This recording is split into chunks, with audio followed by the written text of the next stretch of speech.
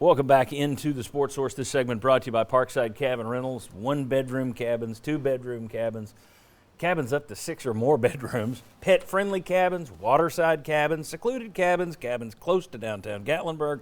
Look, folks, visit parksidecabinrentals.com and check out the many cabin designs for yourself, the cabin layouts, the cabin positioning. I promise you, you will be very, very, very impressed. parksidecabinrentals.com. Okay. I'm going to put up some information in this segment, and you guys can jump in wherever you like. If you see something, just bark it out, and we'll come back out here.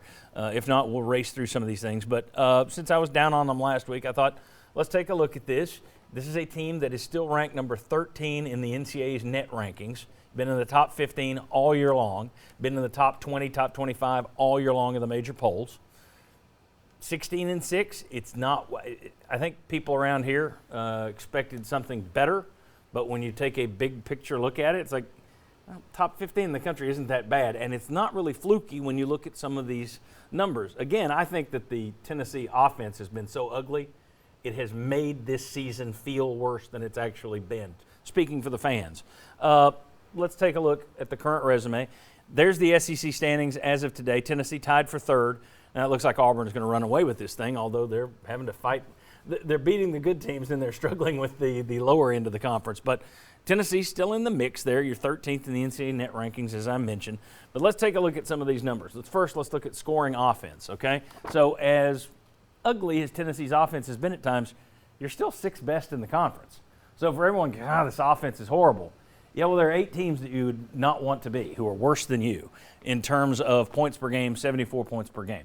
Let's take a look next. 3-point shots made. Tennessee second in the conference in three-pointers made, 187. Only Alabama's above you. 3-point shooting percentage. Tennessee is shooting 33.5% from three. That is 3rd best in the league. So while you look at it, and that's a perfect example, I think. When you look at Tennessee, it's like, oh, God, shooting 33%. Yeah, well, everyone now shoots threes, whether they should or not.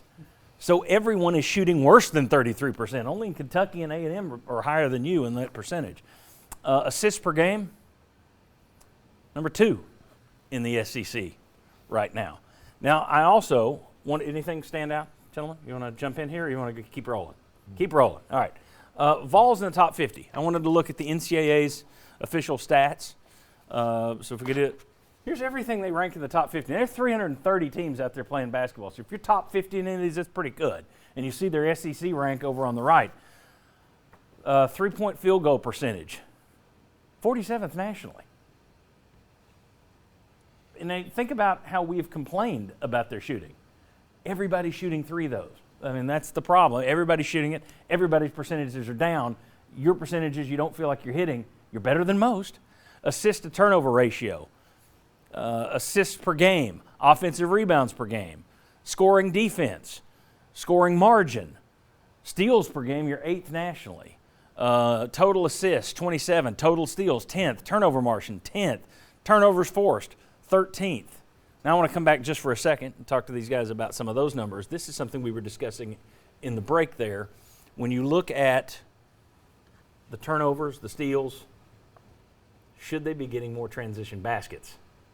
With all of this defense all these turnovers they're forcing, should we be seeing more transition baskets from this team? That seems to be a kind of a hole that you're not getting. You're forcing the turnovers, but then you're getting into your half-court offense as opposed to getting up and down the court. Yeah, I think that may have been the issue before this week. Before this streak. Yeah. So I think they're starting to convert some of those turnovers into baskets. And it doesn't surprise me that we were high on the list as far as turnover margin, because I know that's what Coach Barnes preaches. He doesn't say a whole lot about missing shots, but defense and turning the ball over, that'll get you a seat on the bench. So good job to him there. Well, I think a lot of our turnovers are we receive those turnovers as guys drive and we sink, or they're trying to throw the ball in the post, which then that doesn't lead to real breakouts, because as opposed to turnovers where you're doing a 3/4 court trap or you're doing other things, then you're going to generate easier baskets. But the frustrating piece of it is not the statistics that end up being. It's consistency, right? Because there's one game we shoot 57% from three, and then we shoot 18% from three, and so then it averages out to where you're one of the top three-point Right. shooting teams in the league.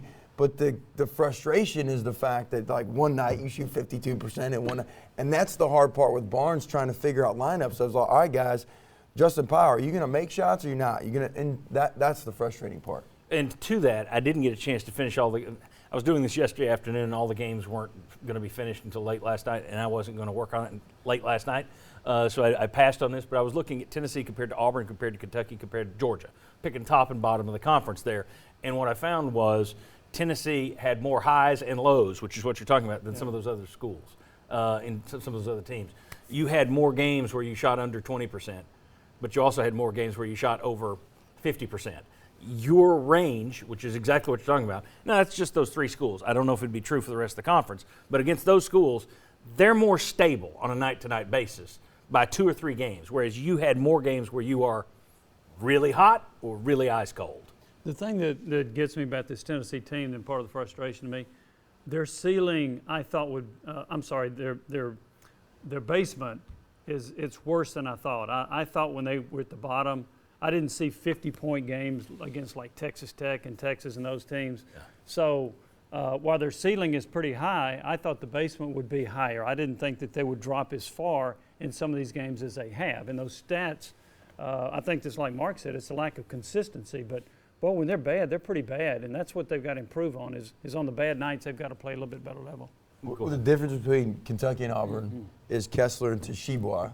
Is if they're not making shots from the perimeter, they can throw the ball inside. Secondarily, if they're not making shots in the half court, both of those coaches in Calipari and Pearl will go up tempo. They'll press, they'll do things to get junk baskets and get the tempo to create offense outside your half court. Whereas Tennessee is, we're making shots, we score 80 points. We're not making shots, we score 55 because the perimeter is such a high percentage of how we can score. Well, let's look at 3 more numbers that back that up. Scoring. All right, Tennessee 12-1 when they score 69. You score 69, 12-1, that talks to your defense, how good you are. 4-5 when you score 68 or less. Here's the problem. Look at the split. That's 9 times you've scored 68 or less. It's 13-9. It's not like, well, that rarely happens. No, that happens quite a bit when you're not scoring. Let's look at the next one here. Field goal percentage, 14-1 when you shoot 39% or better. 2-5. You got 7 times this year when you shot under 38%. And let's look at the 3-point. I think that's the last one. 13-1 when you shoot 29% from 3. 13-1, 29% is all it takes. You've had 8 games where you didn't do that, where you shot 28% or worse. 8 times when you did that. So anyway, the numbers are there. If your defense is so good that if you're hitting your shots, you smoke everybody. The problem is you got a lot of games where you're not hitting your shots. So it is interesting that average-wise, you are better than most of the teams in this league. But I think you're right. The consistency is just you're either hitting them all or hitting nothing. And I don't know how you fix that if you're Rick Barnes. Well, to me, and Isaiah may be able to allude to this as well, when you're trying to figure out rotations and you're putting a guy in 3 minutes here, 4 minutes here, it can be hard from a perimeter-oriented standpoint. To making perimeter jump shots, it can be hard to find your rhythm, as opposed to like he's done with Josiah.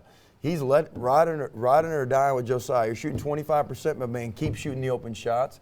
But now maybe as you get closer to the end of the year, you're starting to get a more 8 to 9 man rotation instead of playing 14, 13 guys because everybody's, who's got it tonight, who doesn't. So maybe that'll help some of this consistency in perimeter jump shooting. Okay. All right.